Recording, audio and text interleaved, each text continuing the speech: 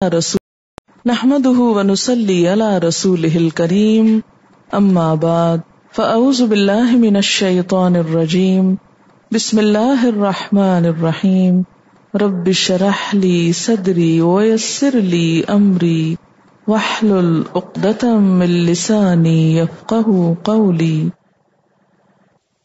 یا ایھا الذین آمنوا، اے لوگو جو ایمان لائے ہو، لا تدخلوا بیوتا، نہ تم داخل ہوا کرو گھروں میں، غیر بیوتکم، سوائے اپنے گھروں کے، حتی یہاں تک کہ تستأنسوا، تم مانوس کر لو یا انس طلب کر لو، وَتُسَلِّمُوا، اور سلام کر لو، علی اہلہا، اس کے رہنے والوں پر، یعنی گھر والوں پر، ذالکم خیر لکم، یہ بات بہتر ہے تمہارے لیے، لعلکم تذکرون، تاکہ تم نصیحت پکڑو، فَإِن لَّمْ تَجِدُوا فِيهَا أَحَدًا، پھر اگر تم ان میں کسی کو نہ پاؤ،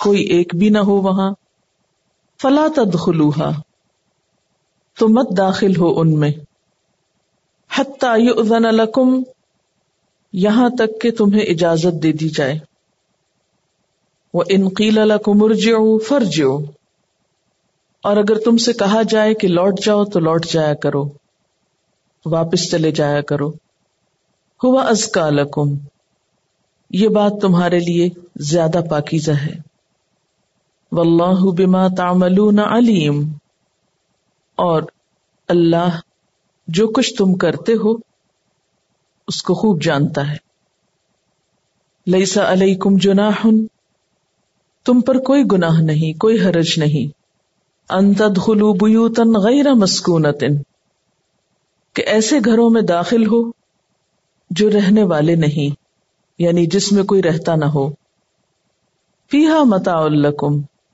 جن میں تمہارے فائدے کی کوئی چیز ہو، واللہ یعلم ما تبدون وما تکتمون، اور اللہ جانتا ہے جو تم ظاہر کرتے ہو اور جو تم چھپاتے ہو۔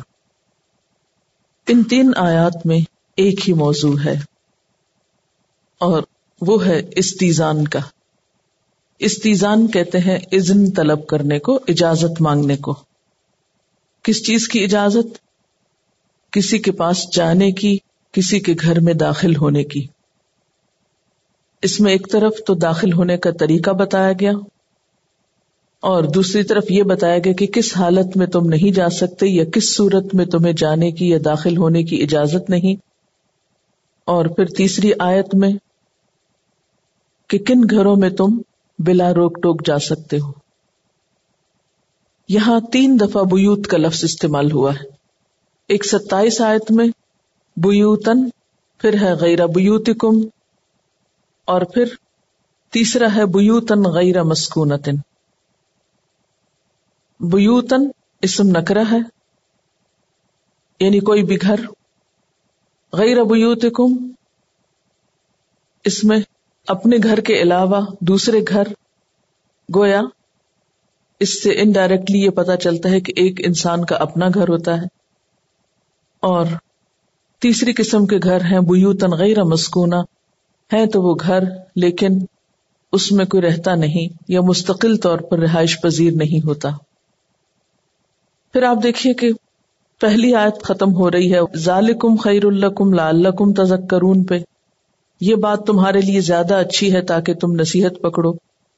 دوسری آیت ختم ہو رہی ہے واللہ بما تعملون علیم، جو کچھ تم کرتے ہو اللہ اس کو جانتا ہے۔ تیسری آیت میں پھر فرمایا واللہ یعلم ما تبدون وما تکتمون، اللہ جانتا ہے جو تم ظاہر کرتے ہو اور جو کچھ تم چھپاتے ہو، یعنی تمہارے یہ سارے عمل اللہ تعالیٰ کو خوب معلوم ہے، سب کچھ اس کے سامنے ہے، اس سے کچھ بھی چھپا ہوا نہیں۔ تو اگرچہ یہ احکامات معاشرتی زندگی سے متعلق ہیں، حقوق العباد سے متعلق ہیں، لیکن حقوق العباد کی نگرانی خود اللہ تعالیٰ نے فرمائی ہے۔ یعنی بندوں کے حقوق بندوں کے لیے ہیں، لیکن اس پر بار بار یہ کہا جا رہا ہے کہ اللہ تعالیٰ دیکھ رہا ہے، وہ جانتا ہے، اسے معلوم ہے کہ تمہارا طرز عمل کیا ہے۔ ان خاندانی یا معاشرتی زندگی میں بہت سی مشکلات کی اصلاح اس وقت تک نہیں ہو سکتی جب تک بندوں کے دل میں خدا کا خوف نہ ہو۔ تو یہاں سے یہ بھی پتہ چل رہا ہے کہ صرف ہمیں حکم نہیں دیا جا رہا، صرف قانون نہیں بتایا جا رہا، اس کے ساتھ وہ فورس یا وہ قوت بھی بتائی جا رہی ہے جو اس قانون کو امپلیمنٹ کر سکتی ہے یا ایک امپلیمنٹ کرانے میں اہم کردار ادا کرتی ہے۔ تو آئیے اب ہم ذرا اس کی مزید ڈیٹیل سنت کی روشنی میں دیکھتے ہیں اور دیگر قرآن پاک کی آیات کی روح سے۔ فرمایا کہ یا ایھا الذین آمنو، اے لوگو جو ایمان لائے ہو۔ ایمان والوں میں مرد اور عورتیں سب شامل ہیں، سب کو حکم دیا جا رہا ہے۔ یہ بھی کہا جا سکتا تھا کہ اے انسانو، اے لوگو، لیکن یہاں یا ایھا الذین آمنو کہا گیا ہے کہ اے وہ لوگو جو ایمان لانے کا دعویٰ کرتے ہو، جن کے اندر ایمان ہے، جو اللہ تعالیٰ کو مانتے ہو، آخرت کو مانتے ہو۔ تو اس ماننے کا تقاضا کیا ہے؟ یہ ماننا تم سے کیا مطالبہ کرتا ہے؟ صرف نماز روزے کا ہی نہیں، صرف حج عمرے کا ہی نہیں، بلکہ یہ ایمان تم سے مطالبہ کرتا ہے کہ اپنی معاشرتی زندگی کی اصلاح بھی کرو، اس میں بھی اللہ تعالیٰ کے بھیجے ہوئے بتائے ہوئے طریقوں پر عمل کرو۔ وہ کیسے؟ کہ لا تدخلوا بیوتا غیر بیوتکم، نہ تم داخل ہو گھروں میں سوائے اپنے گھروں کے۔ اب آپ دیکھیے کہ گھر کیا چیز ہے۔ گھر وہ جگہ ہے جسے اللہ تعالیٰ نے انسان کے رہنے کے لیے بنایا ہے۔ گھر صرف انسانوں کے نہیں ہوتے، دوسری مخلوقات کے بھی ہوتے ہیں۔ یعنی گھر کی ضرورت ہر جاندار کے لیے ایک فطری ضرورت ہے۔ مثلا پرندوں میں بھی آپ دیکھتے ہیں کہ وہ بھی گھر بناتے ہیں، جانور بھی کہیں نہ کہیں ٹھکانہ پکڑتے ہیں۔ تو گھر بنانے کا مقصد کیا ہوتا ہے؟ گھر کی مصلحت کیا ہے؟ گھر کے لیے عربی میں لفظ بیوت یا بیت کے علاوہ مسکن بھی استعمال ہوتا ہے۔ بیت کا لفظ جو ہے یہ باتا یبیتو سے ہے۔ باتا یبیتو بیت کا مطلب ہے رات گزارنا۔ تو گویا گھر وہ ہوتا ہے جہاں انسان رات گزارتا ہے، اور جب اس کے لیے مسکن کا لفظ استعمال کیا جاتا ہے تو مسکن کا لفظ جو ہے سین کاف نون سے ہے، سکنہ کا مطلب ہوتا ہے ٹھہرنا، اسی سے لفظ سکون ہے، یعنی وہ جگہ جہاں انسان سکون پاتا ہے۔ اور مسکن کی اصل غرض و غایت یا مسکن کا یا گھر کا اصل مقصد سکون اور راحت پانا ہے۔ قرآن پاک میں اللہ تعالیٰ ایک اور جگہ پر فرماتے ہیں جعل لکم من بیوتکم سکنا، یعنی اللہ نے تمہارے گھروں سے تمہارے لیے سکون اور راحت کا سامان پیدا کیا۔ اس آیت میں بیوت کے لفظ کے ساتھ سکن کا لفظ بھی استعمال ہوا ہے کہ بیت کی اصل غرض کیا ہے؟ سکون۔ کس چیز کا سکون؟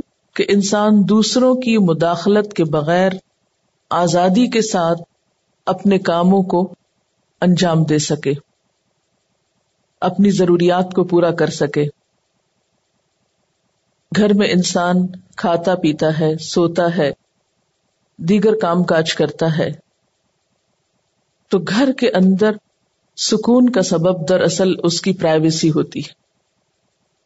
اس آیت میں دراصل اللہ تعالی گھروں کی پرائیویسی کو قائم کرنے کا حکم دے رہا ہے کہ دوسرے لوگ کسی کے گھر میں یا گھر والوں کے علاوہ دوسرے لوگ اس میں اس قسم کی مداخلت نہ کریں کہ جس سے انسانوں کا سکون برباد ہو۔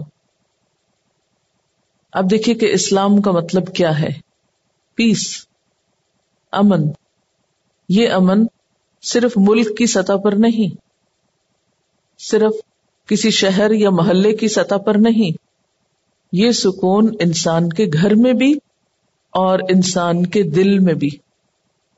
اسلام ایسے قوانین اور ایسے طریقے زندگی بتاتا ہے کہ جس سے انسان کی اپنی زندگی میں بھی سکون آئے، اس کے گھر میں بھی سکون ہو، اس کے شہر میں بھی، اس کے ملک میں بھی، اور پھر پوری دنیا میں۔ اسی لیے ہم دیکھتے ہیں کہ کسی دوسرے کو ناحق تکلیف دینا حرام ہے۔ مسلمان کی تعریف ہی یہ کی گئی کہ المسلم من سلم المسلمون من لسانہ ویدہ، مسلمان وہ ہے جس کے ہاتھ اور زبان سے دوسرے مسلمان محفوظ رہیں۔ لہذا کوئی ایسا کام کرنا کہ جس سے دوسرے کو اذیت ہو، جس سے دوسرے کا چین اور آرام رخصت ہو، یہ اسلامی روح سے ایسا کرنا ممنوع ہے، حرام ہے۔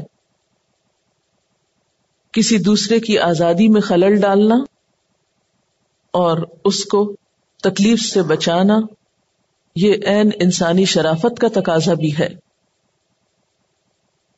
اسی لیے یہاں پر کیا حکم دیا گیا؟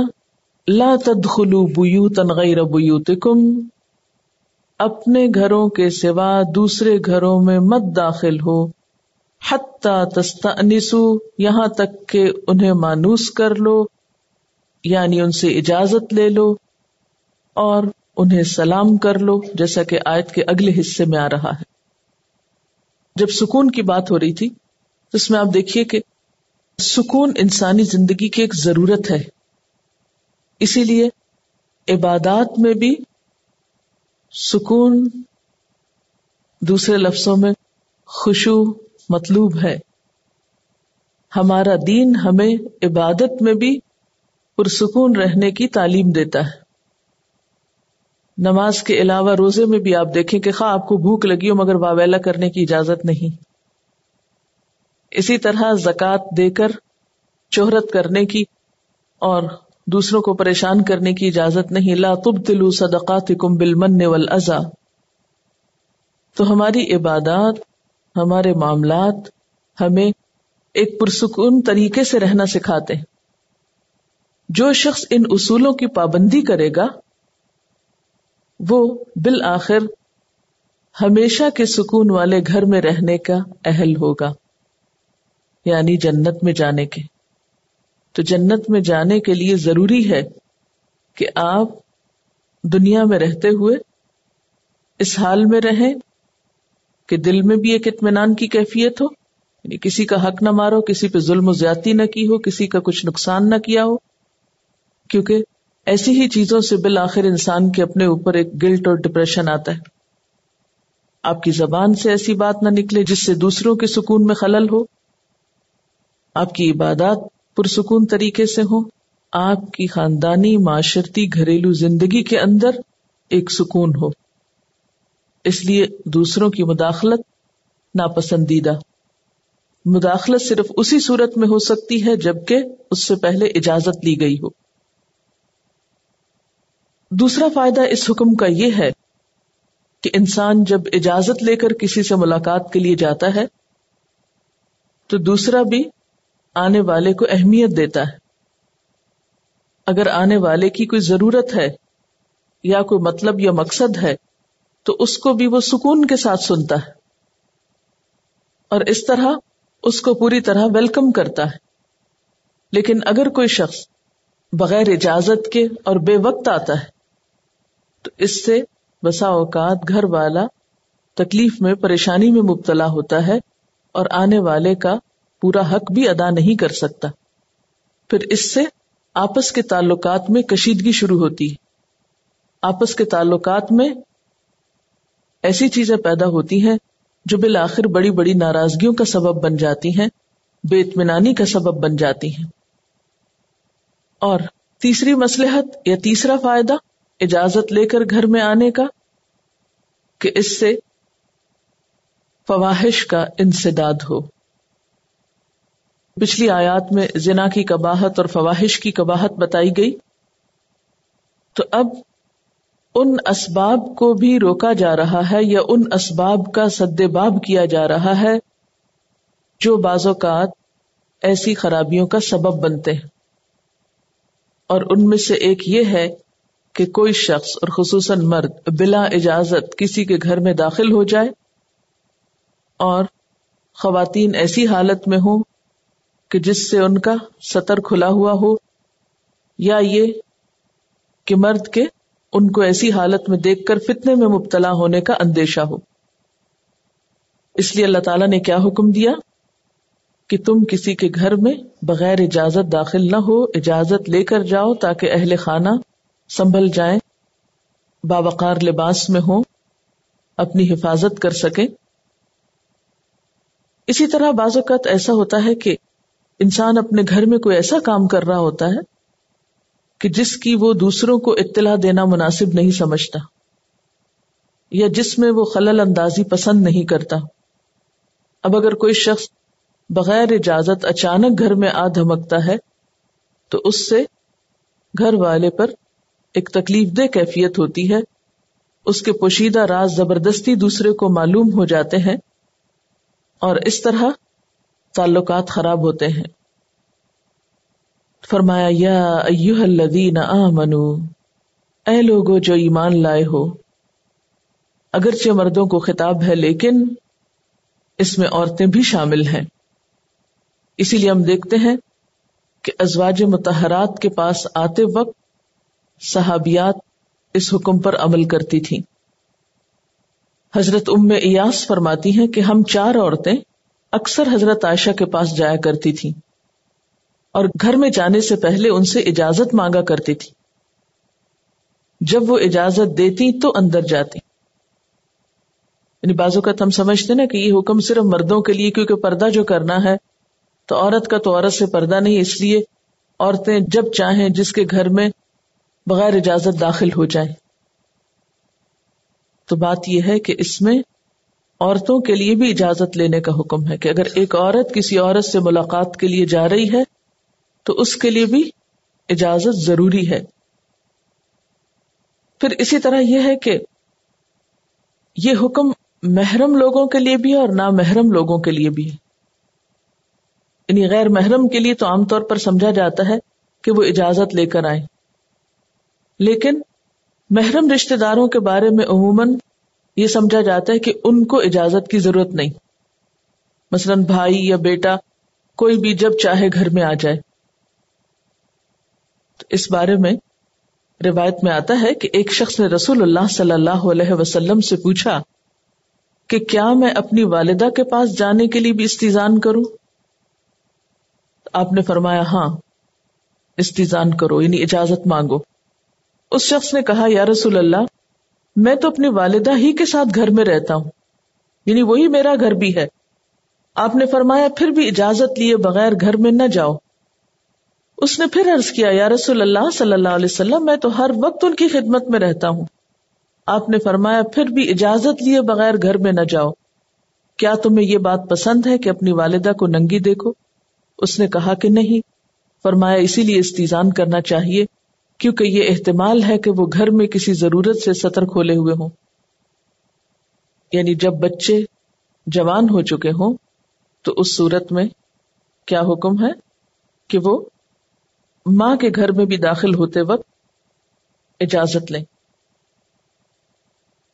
اور گھر کے اندر رہتے ہوئے بھی، جس کا ذکر آگے آئے گا سورۃ نور میں ہی، کہ یا ایھا الذین آمنوا لیستأذنکم الذین ملکت ایمانکم والذین لم یبلغوا الحلم منکم 3 مرات، کہ گھر کے اندر رہتے ہوئے بھی نابالغ بچے بھی 3 اوقات میں بیڈ رومز میں، یعنی ماں باپ کے بیڈ روم میں اجازت لیے بغیر نہ جائیں. اس کی تفصیل آگے آئے گی. اور اسی طرح بالغ لوگ یا بالغ مرد ماں کے گھر میں بھی جاتے ہوئے اجازت کے بغیر داخل نہ ہوں، کیونکہ ہو سکتا ہے کہ وہ کسی ایسی کنڈیشن میں ہو کہ بیٹے کے سامنے بھی اس حالت میں آنا درست نہ ہو. پھر یہاں پر آپ دیکھ رہے ہیں کہ لفظ آتا ہے غیر بیوتکم، سوائے اپنے گھروں کے. تو اس سے کیا پتہ چلتا ہے کہ بیوتکم پھر کون سے ہیں؟ وہ گھر ہیں جس میں انسان خود تنہا رہتا ہو، والدین یا بہن بھائی اس میں نہ ہو، یعنی بالکل آپ اکیلے ہوں اس میں، تو اس گھر میں آپ کو اندر داخل ہوتے وقت اجازت کی ضرورت نہیں، آپ اپنا لاک کھولیں اور اندر چلے جائیں. لیکن اگر ماں بھی رہتی ہے اندر تو اندر جانے سے پہلے اجازت لینی ہوگی. اسی طرح اگر ایک کپل کسی گھر میں رہتا ہے، یعنی شوہر بیوی ہیں، تو اگرچہ اس صورت میں باقاعدہ اجازت لینے کی ضرورت تو نہیں، لیکن پھر بھی اطلاع دینا ضروری ہے، یعنی اپنی آمد کی خبر دینا کسی بھی طرح، مثلا دروازہ ناک کر کے یا پاؤں کی آہٹ سے یا کوئی بھی مخصوص جو سائن ہو سکتا ہے اس سے. حضرت عبداللہ بن مسعود کی زوجہ محترمہ فرماتی ہیں کہ عبداللہ جب کبھی باہر سے گھر آتے تو دروازے میں کھنکار کر پہلے اپنے آنے سے باخبر کرتے تاکہ وہ ہمیں کسی ایسی حالت میں نہ دیکھیں جو ان کو پسند نہ ہو. کیونکہ بعض اوقات عورت ایسے حلیے میں ہو سکتی ہے کہ جو شوہر ایک دم دیکھے تو اس کو ناگوار لگے. تو اس میں بیوی کے لیے بھی اگرچہ اجازت لینا فرض نہیں، لیکن پھر بھی اخلاقی تقاضا یہ ہے کہ اطلاع دے کر گھر میں داخل ہو یا داخل ہونے سے پہلے ان کو مانوس کرو. یعنی یہ نہیں کہ انسان کا اپنا گھر ہو، اچانک دروازہ کھولے اور اندر آ جائے اور دوسرا شخص خوف زدہ ہو جائے، کیونکہ بالکل اچانک آنے میں کیا ہوتا ہے، بعض اوقات دوسرا شخص ڈر جاتا ہے. اور ہم لوگوں نے سرپرائز دینا دنیا کا سب سے بڑا کام سمجھ رکھا ہے، کہ اچانک کسی کے سر پہ پہنچ جانا، اچانک شور مچا دینا کہ جس سے دوسرا شخص خوف زدہ ہو جائے. اب پھر طریقہ کیا ہے؟ یا ایھا الذین آمنوا لا تدخلوا بیوتا غیر بیوتکم. امیجن کریں کیا سمجھ میں آیا. میں دوبارہ پڑھتی ہوں، دیکھیے آپ. یا ایھا الذین آمنوا لا تدخلوا بیوتا غیر بیوتکم. اور بیوتکم سے کیا مراد ہے؟ وہ گھر جس کا انسان اکیلے مالک ہو، کوئی اور اس میں نہ ہو. اگر بیوی ہو تب بھی مانوس کرنا گھر جانے سے پہلے پسندیدہ ہے. اسی طرح اگر ماں ہے، بہنیں ہیں تو بھی اجازت لینا ضروری ہے، یا اگر اور بہت سے لوگ مل جل کر رہتے ہیں تو بھی اجازت لینا ضروری ہے. اب سوال یہ پیدا ہوتا ہے کہ اجازت لی کیسے جائے، اجازت لینے کا طریقہ کیا ہے؟ فرمایا حتی تستأنسوا، یہاں تک کہ تم مانوس کر لو. تستأنسوا کا لفظ استیناس سے ہے، اس کا مادہ انس ہے. اردو میں بھی انس کا لفظ استعمال ہوتا ہے. کون سا باب ہے؟ استفعال. تو کیا معنی ہوا؟ انس طلب کرنا، انس معلوم کرنا، یعنی اپنے سے مانوس کر لینا. تو مطلب کیا ہوا کہ لوگوں کے گھروں میں داخل نہ ہو جب تک کہ ان کو مانوس نہ کر لو یا ان کا انس معلوم نہ کر لو. یعنی یہ جب تک پتہ نہ چل جائے کہ تمہارا آنا صاحب خانہ کو ناگوار نہیں اور وہ پسند کرتا ہے کہ تم اس کے گھر میں داخل ہو. یعنی گویا اس کی رضامندی لینا بھی یا رضامندی معلوم کرنا بھی ضروری ہے. وَتُسَلِّمُوا عَلَىٰ أَهْلِهَا، اور تم سلام بھیجو اس کے رہنے والوں پر، یعنی گھر والوں پر. تو یہاں پر دو چیزیں ہوئیں، ایک ہے استیناس اور دوسرا ہے سلام. امام بخاری نے اپنی کتاب الادب المفرد میں حضرت ابو ہریرہ رضی اللہ تعالی عنہ سے روایت کیا ہے کہ انہوں نے فرمایا کہ جو شخص سلام سے پہلے استیزان کرے اس کو اجازت نہ دو، کیونکہ اس نے مسنون طریقے کو چھوڑ دیا. اور ابو داؤد کی حدیث میں ہے کہ بنی عامر کے ایک شخص نے رسول اللہ صلی اللہ علیہ وسلم سے اس طرح استیزان کیا کہ باہر سے کہا اَأَلِجُ، کیا میں گھس جاؤں؟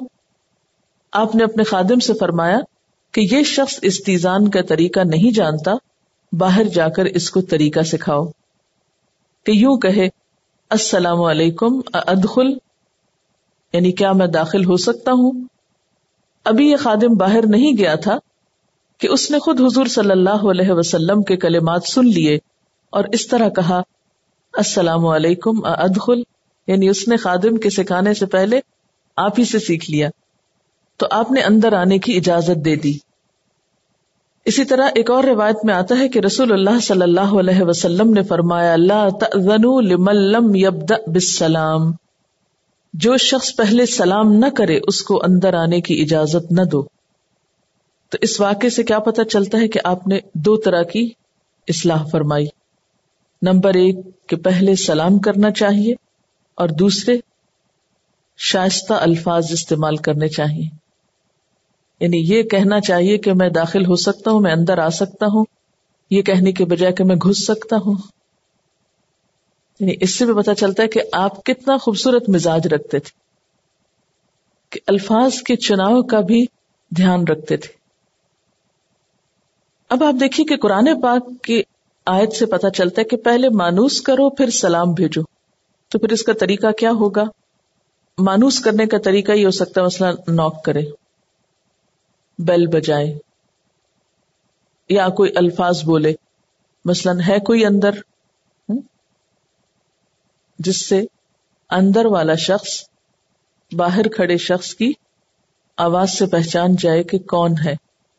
یعنی مانوس کرنے کا مطلب کیا ہے کہ اپنی شناخت ایسے انداز میں کرانا کہ جس سے گھر والے کو پتہ چل جائے کہ باہر کون ہے. اور جب دوسرا شخص یہ کہے کہ ہاں آ جائیے، تو اس وقت اندر آنے سے پہلے کیا کرے؟ السلام علیکم، پھر کوئی اور بات شروع کرے. کیونکہ ایک اور روایت میں آتا ہے کہ السلام قبل الکلام، سلام کب ہوگا؟ کلام سے پہلے. یعنی ایک تو مانوس کرنے کا وقت ہوگا جس کا کوئی بھی طریقہ ہو سکتا ہے، اور دوسرا پھر باقاعدہ سلام کرنے کا. اچھا، اب مانوس کرنے کے لیے بھی پہلے آپ سلام کر سکتے ہیں، اور وہ سلام کس چیز کا ہوگا؟ مثلا بعض گھر ایسے ہوتے ہیں نا کہ ان پہ کوئی دروازہ نہیں ہوتا، کوئی بیل نہیں ہوتی، کچھ بھی نہیں ہوتا. مثلا بعض کچی بستیوں میں گھر کیسے ہوتے ہیں، ان کے پاس دروازہ نام کی چیز نہیں ہوتی، صرف ٹاٹ یا بوری یا کوئی کرٹن وغیرہ ڈالا ہوتا ہے. تو ایسی صورت میں انسان کیا کر سکتا ہے؟ سلام کر کے یا کوئی لفظ بول کر یا کھنکھار کر یا کسی بھی طرح گھر والوں کو ایک طرح سے اطلاع دے، اور پھر اس کے بعد ادخل کہے، یعنی کیا میں داخل ہو جاؤں، کیا میں آ سکتا ہوں. پھر جب گھر والے کہیں کہ ہاں آئیے، پھر السلام علیکم بولے. اور اگر دروازہ موجود ہے تو نوک کر سکتا ہے، اگر بیل موجود ہے تو بیل بجا سکتا ہے. اس میں کوئی ایک خاص طریقہ نہیں بتایا گیا، ہر علاقے اور ہر موقع کا اپنا طریقہ ہو سکتا ہے. یہ بہت ہی بنیادی اخلاق اور آداب میں سے ہے جس سے ہمارا معاشرہ غافل ہو چکا ہے. یعنی یہ قرآن کا حکم ہے جس پر ہم عمل نہیں کرتے اور گناہگار ہوتے ہیں، اور اس پر عمل نہ کر کے ہمارے تعلقات خراب ہوتے ہیں، اور پھر وہ خرابیاں بعض اوقات بڑھ کر بڑے بڑے مسائل میں بدل جاتی ہیں. یہ جو تستأنسوا ہے یہ دو طرفہ ہوگا. باہر والا یہ معلوم کرے گا کہ اندر کون ہے، کوئی عورت بول رہی ہے یا کوئی مرد بول رہا ہے یا کوئی بچہ ہے یا کوئی آواز نہیں آ رہی، اور اندر والا یہ معلوم کرے گا کہ باہر کون ہے. تو تستأنسوا ایک طرح سے متعارف ہونے کے لیے، کہ جب تک یہ نہ پتا چلے کہ اندر کون ہے اور اس نے اجازت دی ہے یا نہیں، اس وقت تک اندر مت جاؤ. بعض علماء نے تستأنسوا کا معنی تستأذنوا بھی کیا ہے، اندر داخل ہونے کی اجازت طلب کرنا. مسند احمد میں ہے کہ صحابہ کرام نے عرض کیا، اے اللہ کے رسول صلی اللہ علیہ وسلم، استیناس کیا ہے؟ فرمایا الحمدللہ، اللہ اکبر، سبحان اللہ، بلند آواز سے کہنا، کھنکھارنا.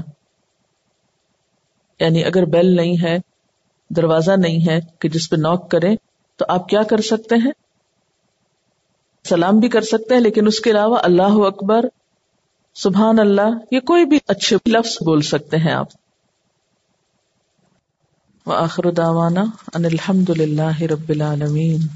سبحانک اللہم وبحمدک، نشہد ان لا الہ الا انت، نستغفرک ونتوب الیک، والسلام علیکم ورحمۃ اللہ وبرکاتہ۔